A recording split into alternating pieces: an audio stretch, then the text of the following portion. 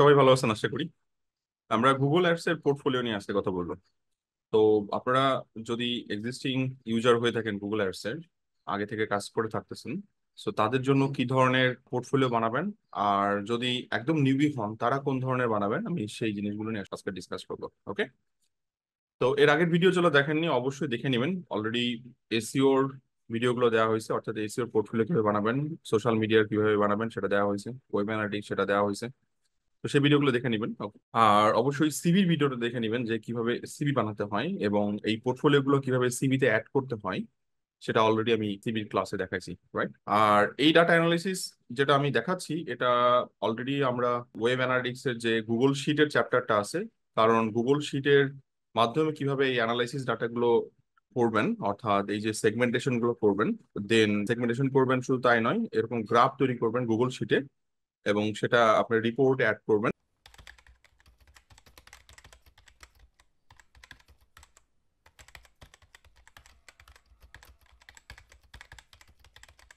আপনারা যদি digital marketing সেক্টরে নতুন হয়ে থাকেন অথবা অলরেডি ডিজিটাল মার্কেটিং সেক্টরে কাজ করতেছেন, তারপরেও আপনাদের প্রয়োজন হতে পারে বিভিন্ন টাইপের ইন্টারভিউ কোশ্চেন অথবা কেস স্টাডিজ অথবা পোর্টফোলিও বানানোর বিভিন্ন টিপস।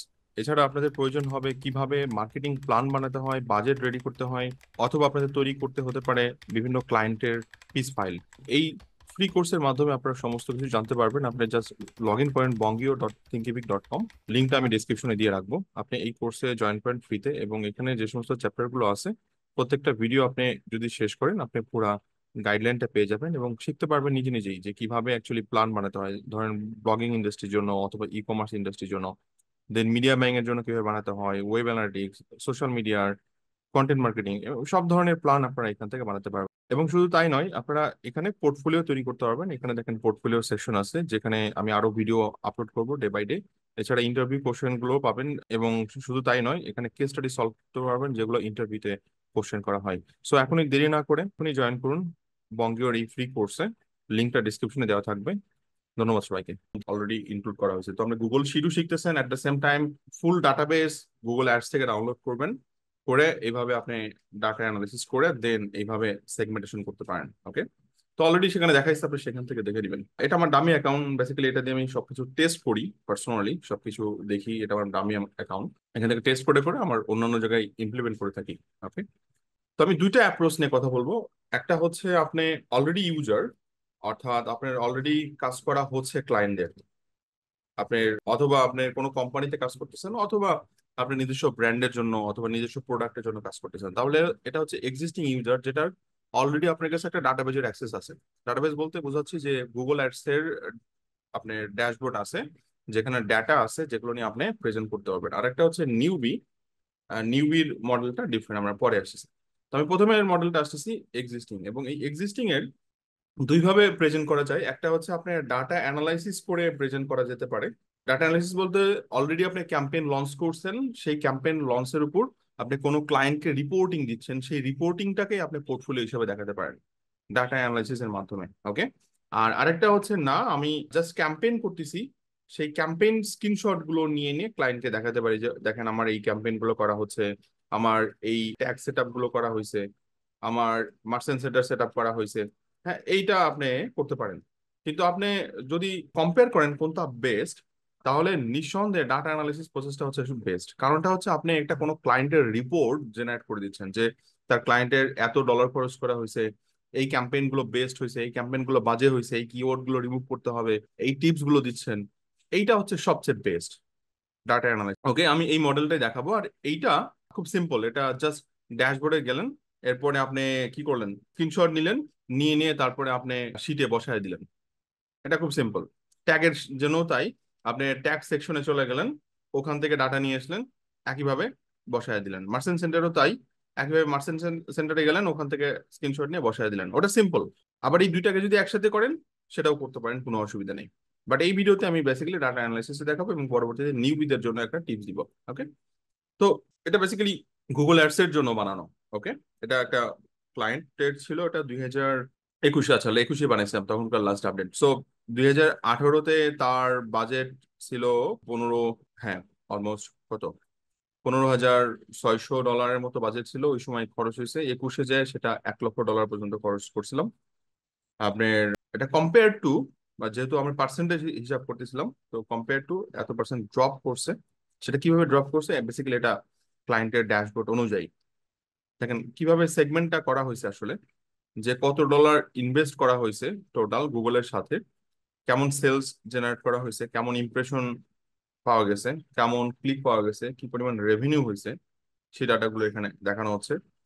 শুধু তাই নয়, এখানে কত পার্সেন্ট ড্রপ করছে আপনি ইয়ার অন ইয়ার সেলসে, দেন কেমন ইমপ্রেশন পাওয়া গেছে, দেন কেমন ক্লিক আসছে, এবং সেটা ইয়ার অন ইয়ার ড্রপ করছে। ইয়ার অন ইয়ার মানে হচ্ছে ধরেন 2020-এর সাথে 2021-এর একটা কম্পারিজন, এগুলোকে বলা হয় ইয়ার অন ইয়ার। একইভাবে মান্থ টু মান্থ হয়, এমওএম বলে।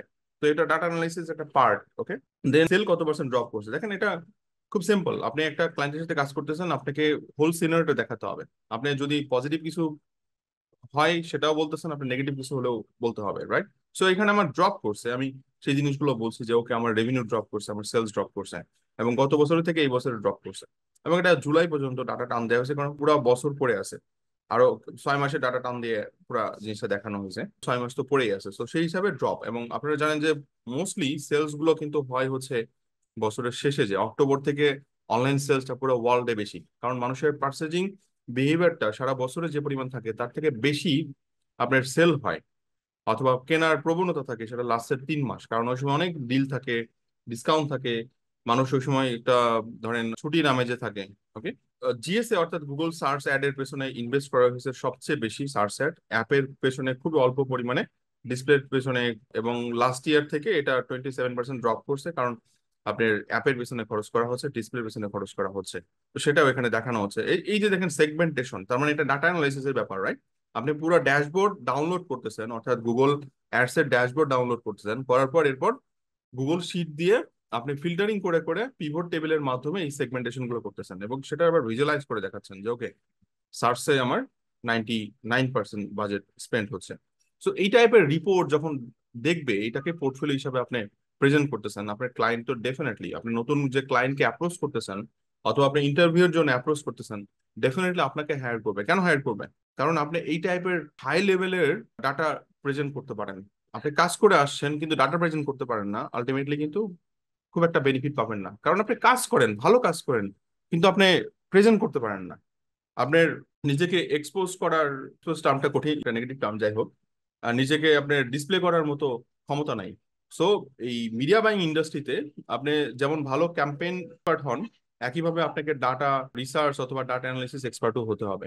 যাই হোক, একইভাবে দেখেন এই সেগমেন্টেশন, ধরেন ইমপ্রেশন টু মান্থ, এবং এটা এমওএম মানে হচ্ছে মান্থ অন মান্থ, যে কোন মাসে অ্যাকচুয়ালি আপনার বেশি ইনভেস্ট হয়, ধরেন ইমপ্রেশন বেশি পাওয়া যায়, ক্লিক কোন মাস থেকে আপনার ক্লিক বেশি আসে, দেন কস্ট কোন মাসে বেশি হয়। সো এখানে একটা আমরা কোরিলেশন দেখতে পাচ্ছি, ধরেন এখানে কস্ট বেশি, আবার এখানে কিন্তু আপনার ইমপ্রেশনও বেশি, কিন্তু সেই হিসাবে এখানে আবার ক্লিকটা কম, রাইট? এবং এই ডাটার এখানে কিন্তু লিখে দেওয়া হচ্ছে।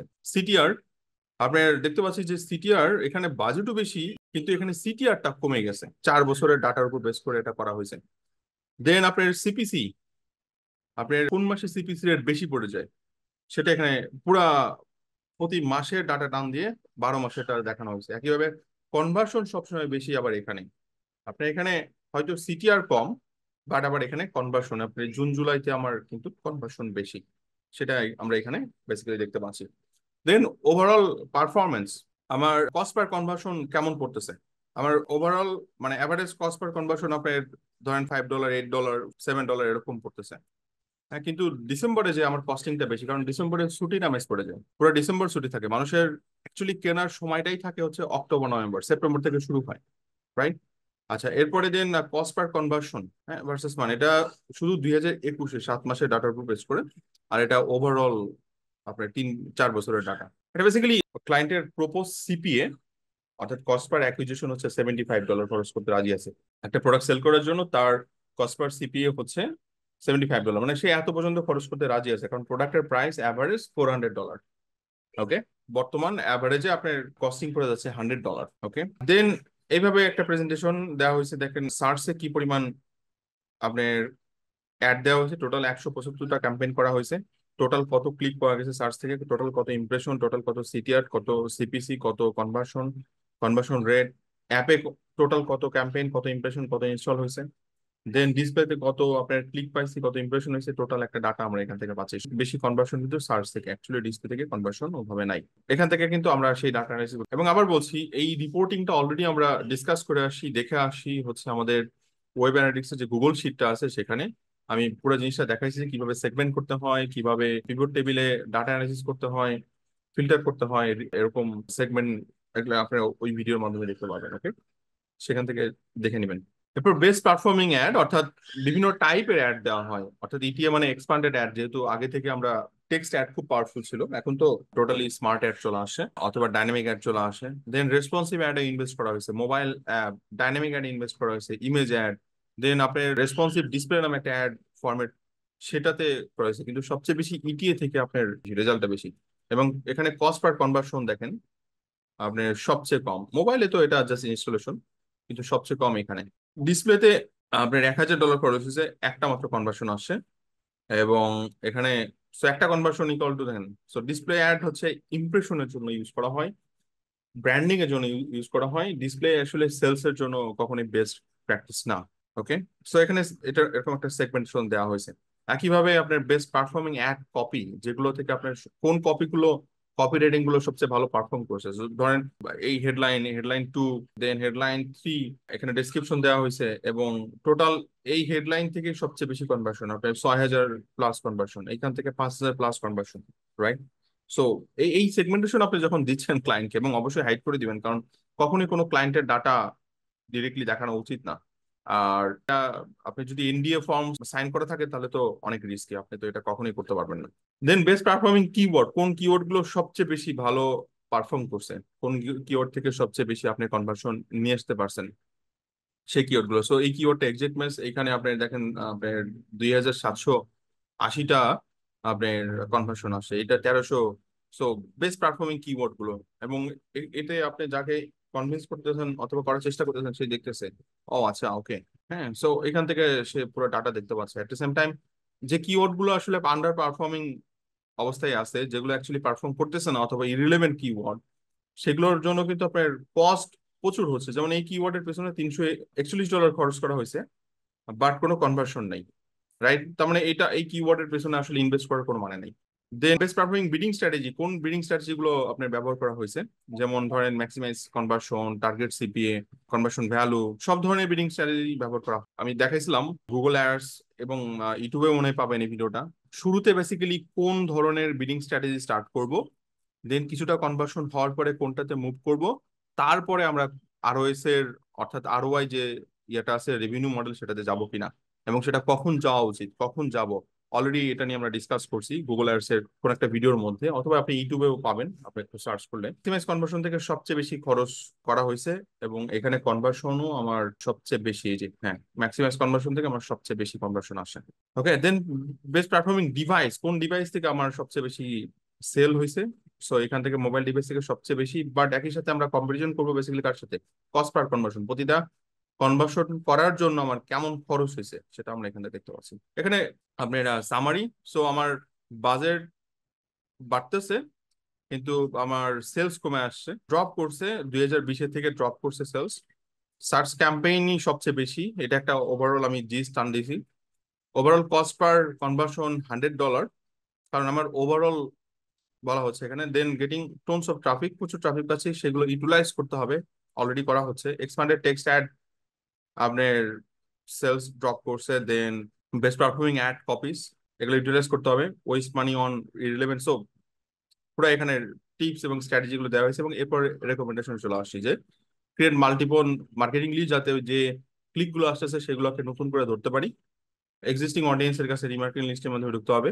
দেন আপনার আরএসএ অ্যাড তো রান করবোই, responsive display ad, Gmail ad কিছু রান করা যেতে পারে, স্মার্ট ডিসপ্লে অ্যাড যেটা তখন ছিল এখন এই মুহূর্তে নাই, smart display campaign, totally machine learning. এখন তো আপনারা জানেন যে পারফরমেন্স ম্যাক্স অ্যাড দিয়েই সবকিছুই কভার করতেছে। প্রপার এসিও করতে হবে, কারণ এসিও এই জন্য ইম্পর্টেন্ট, গুগল অ্যাডস অথবা অ্যাডভার্টাইজিং এ এসিও একটা বড় ইম্পর্টেন্ট রোল প্লে করে। আপনার যদি এসিওর দিক থেকে ভালো থাকে, পেজগুলো ইন্ডেক্স করা থাকে, র্যাঙ্কিং এ থাকে, আপনার অ্যাডে ভালো পারফর্ম করে। এটা সত্য, কারণ এটা একটার সাথে আরেকটা ইন্টার রিলেটেড এবং ডিপেন্ডেন্সি পেয়ে থাকে। একইভাবে আপনি যদি অ্যাড দেন এসইও তে কিছুটা হলেও অ্যাডভান্টেজ পাবেন, মানে খুব যে বেশি পাবেন ব্যাপারটা সেরকম না, বাট কিছুটা হলে অ্যাডভান্টেজ পাবেন। একটা অ্যাড গোলের উপরে বেসিক্যালি রেস্ট্রিক্ট না থাকা, মানে সার্চ অ্যাড সেটার উপরে। এবং এটা 2021-এর ওভারভিউ, কত খরচ হয়েছে জানুয়ারিতে ফেব্রুয়ারিতে কত, সেটা এখানে একটা ওভারভিউ। এবং টোটাল কস্ট পার কনভার্সন বেড়ে যাচ্ছে, কারণ ডে বাই ডে আপনার অ্যাডভার্টাইজিং কস্ট বেড়ে যাচ্ছে। আগে আপনার অ্যাভারেজ কত ছিল, $7 $8, সেটা এখন $49 $55 পর্যন্ত যাচ্ছে। এবং এপ্রিল মেতে আপনার কস্ট পার কনভার্সন $100 পর্যন্ত যাচ্ছে। হ্যাঁ, সময়ের সাথে সাথে 2018 সাথে 2022-23-এর তুলনা করলে হবে না, এখন 24, এখন কস্টিং তো আরো বেশি, রাইট? হ্যাঁ, সো এগুলো মাথায় রাখতে হবে। এবং এখন প্রোডাক্টের কস্টও বাড়ছে, তখন প্রোডাক্টের কস্ট যখন $7 ছিল তখন সেটা $100 ছিল, এটা এখন $500 প্রোডাক্ট। আচ্ছা, এখানে জাস্ট কিছু ইয়া দেওয়া হয়েছে, please take a look search term keyword list. So search term keyword list regular আসলে চেক করতে হবে। নেগেটিভ কিওয়ার্ড যদি রিলেভেন্ট থাকে সেগুলো নেগেটিভ কিওয়ার্ড হিসেবে সেট করতে হবে। যে সমস্ত ক্যাম্পেইন আন্ডার পারফর্ম করতেছে, যে সমস্ত অ্যাড গ্রুপ অ্যাড অথবা কিওয়ার্ড রেগুলার সিপিএর থেকে বেশি কস্ট দিচ্ছে, তাহলে সেগুলোকে বন্ধ করতে হবে। এবং সেটা খুব তাড়াতাড়ি না, মিনিমাম 2 থেকে 3 উইক আপনার চেক করতে হবে যে অ্যাকচুয়ালি সেই কিওয়ার্ড গুলো ভালো মতো পারফর্ম করতেছে কিনা। অথবা শুধু কিওয়ার্ড না, এখানে ad plus ad group plus campaign plus creative, okay, সবকিছুই। এটা হচ্ছে আপনি দেখেন নেগেটিভ কিওয়ার্ড, যে নেগেটিভ কিওয়ার্ড গুলো অ্যাকচুয়ালি আপনাকে সেট করতে হবে, যেগুলো আপনার ব্র্যান্ডের সাথে যায় না কিন্তু আপনার খরচ করছে। যেমন এই কিওয়ার্ডটা $13 খরচ করছে, কিন্তু এই কিওয়ার্ডটা আপনার দরকার নেই, এগুলোকে আপনি বন্ধ করতে পারবেন অথবা বন্ধ করা উচিত, কারণ ওগুলোর পিছনে আপনি খরচ করে লাভ নেই, ওগুলো আপনার ব্র্যান্ডেড কিওয়ার্ড না, মানে ব্র্যান্ডের সাথে যায় না। তারপরে এমন কিছু ক্যাম্পেইন যেটাতে আপনার কোনো রেভিনিউ নাই, অথবা রেভিনিউ থাকলেও সেটার খুব বেশি খরচ করতেছে। যেমন আমার অ্যাভারেজ সিপিএ বলছি কত, $100, কিন্তু আমার এটার কস্ট পার কনভার্সন কেমন করতেছে, $161 খরচ করতেছে। তাহলে এই অবস্থায় আমার ডেফিনেটলি ওখানে ইনভেস্ট করার প্রশ্নই আসে না। আমার এই ক্যাম্পেইনটা কি করতে হবে, বন্ধ করে দিতে হবে। সো এই ক্যাম্পেইনের পিছনে আমার ইনভেস্ট করার মানে হয় না, রাইট? সো আমি ক্যাম্পেইন বন্ধ করে দিব। একইভাবে অ্যাড গ্রুপ, কোনো কারণ একটা ক্যাম্পেইনের মধ্যে মাল্টি অ্যাড গ্রুপ থাকতে পারে। সো এই একটা অ্যাড গ্রুপে আমার $500 খরচ হয়ে গেছে, মাত্র একটা কনভার্সন পাইছি, তাহলে আমি এই অ্যাড গ্রুপ বন্ধ করে দিব। অ্যাড গ্রুপে আমি ইনভেস্ট করবো না, আমি অন্য অ্যাড গ্রুপ ক্রিয়েট করবো। একইভাবে অ্যাড, সেম জিনিসটা। সো এটা অ্যাভারেজ শো করতেছে আমার এই অ্যাড এর পিছনে আমার দেখেন একটা মাত্র কনভার্সন পাইছি, এবং সেটা $428 পড়তেছে আমার খরচ।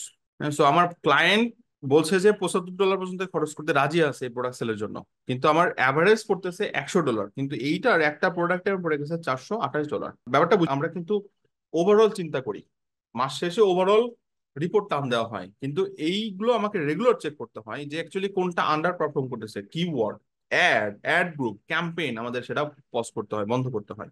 আচ্ছা, এটা হচ্ছে কম্পিটিটর ডাটা। সো আমাদের পজিশন অনেক ভালো, ইমপ্রেশন শেয়ার আমরা খুব বেশি পাচ্ছি, ওকে, 90.99% ইমপ্রেশন পাচ্ছি আমরা গুগল থেকে। সো এটা খুব ইম্পর্টেন্ট।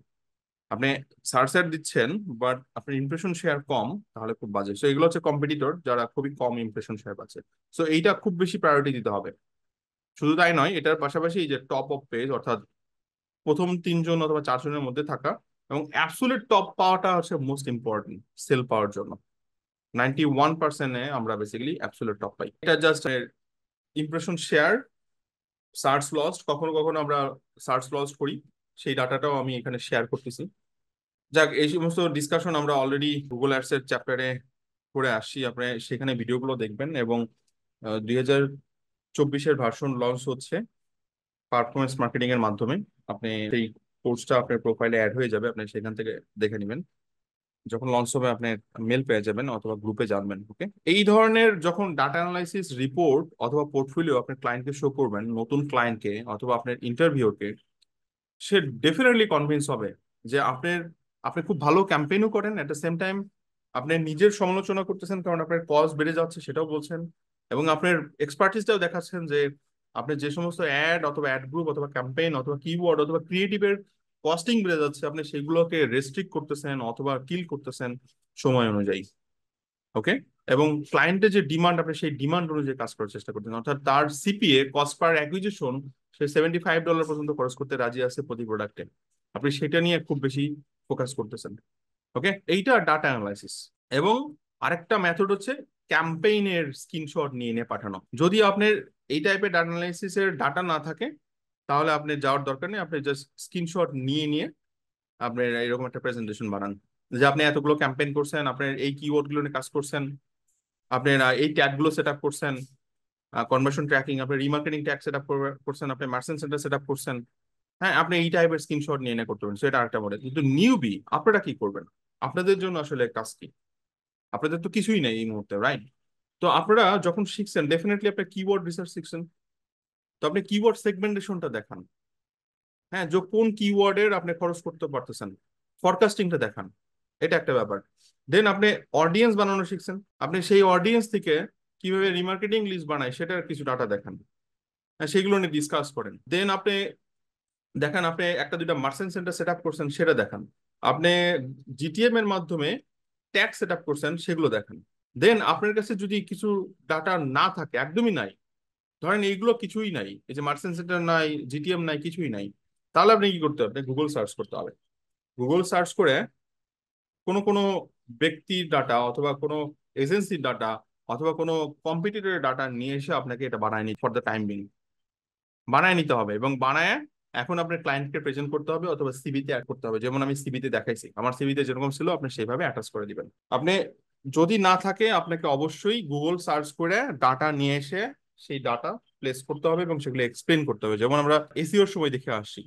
গুগল থেকে আপনি নিয়ে এসে এরপর সেগুলো আপনি দেখাচ্ছেন, এখানেও সেম কাজটাই করতে হবে। সো কিছু জিনিস নিজে রাখার চেষ্টা করবেন, কিছু জিনিস গুগল থেকে নিয়ে আসার চেষ্টা করবেন, এবং এমন ভাবে করবেন যে সিঙ্ক্রোনাইজ করা যায়। সিঙ্ক্রোনাইজ বলতে বোঝাচ্ছি, ধরেন এমন একটা ব্র্যান্ডের ডাটা পাইছেন, সেই ব্র্যান্ডটা হচ্ছে ধরেন প্লাম্বার নিয়ে কাজ করে, তাহলে আপনি প্লাম্বারের কিওয়ার্ড রিসার্চ দেখালেন, প্লাম্বারের অডিয়েন্স দেখালেন। এখন সার্ভিস ইন্ডাস্ট্রিতে তো আপনার মার্চেন্ট সেন্টার হয় না, তাহলে এটা বাদ দিলেন। আপনি আর কি কি কাজ শিখছেন? ধরেন আমাদের ইয়েতে আমরা পারফরমেন্স দেখালাম, তা আপনি সেই ডাটা যদি পারেন কিছু ক্যাম্পেইন করে সেটা শো করলেন, রাইট? কিছু ভিডিও ক্যাম্পেইনে ডাটা শো করলেন। আপনি যেগুলো টেস্ট করতেছেন অথবা নিজেদের প্র্যাকটিস করতেছেন আপনার অ্যাড অ্যাকাউন্ট দিয়ে, ফ্রি অ্যাড অ্যাকাউন্ট দিয়ে, আপনি সেগুলো স্ক্রিনশট নেন, সেগুলো আপনি আপাতত দেন যে আপনি নতুন, আপনি কিছু কাজ করছেন, আপনি কাজগুলো পারেন। অ্যাটলিস্ট আপনাকে মেনশন করতে হবে যে আমি এই কাজগুলো পারি, আমি ডাটা ফিডের কাজ পারি, আমি মার্চেন্ট সেন্টারের কাজ পারি, আমি ট্যাগ ম্যানেজমেন্টের কাজ পারি, কনভার্সনের সেট আপ করতে পারি। হ্যাঁ, আমি আমি সবকিছু পারি। কনসেন্ট মোড সেট আপ করতে পারেন, রাইট? পজ, যেটা আমরা এখন বর্তমানে কাজ করতেছি, আপনি প্রফিট অন অ্যাড সেলিং অথবা ad spend. So profit of ad স্পেন্ডের উপরে আপনি সেগুলো যদি হয়ে ডাটা থাকে তাহলে সেগুলো অ্যাড করেন। আমরা এগুলো পারফরমেন্স মার্কেটিং এর চ্যাপ্টারে সব দেখবো, ওকে? যাই হোক, আশা করি বুঝতে পারছেন কিভাবে পোর্টফোলিও বানাতে হয়। আপনি রিপোর্টিংটাকে শো করতে পারেন, কিন্তু ডাটা অ্যানালাইসিস রিপোর্টিংটা একটু হাই লেভেল জিনিস, আপনি ডাটা না থাকলে পারবেন না। আর এগুলো অলরেডি আমরা ডিসকাস করে আসি ওয়েব অ্যানালিটিক্স এর গুগল শিটের চ্যাপ্টারে। আর যদি না থাকে তাহলে campaign, tag set up, merchant centre, এগুলো নিয়ে স্ক্রিনশট দেন যদি একটা দুটাও ক্লায়েন্ট থাকে। আর যদি নাই থাকে তাহলে গুগল থেকে মারতে হবে আপাতত, সার্চ করে বের করে নিয়ে এসে দিয়ে তারপর সেরকম করে একটা রিপোর্ট বানাতে হবে। ওকে, থ্যাংক ইউ গাইস।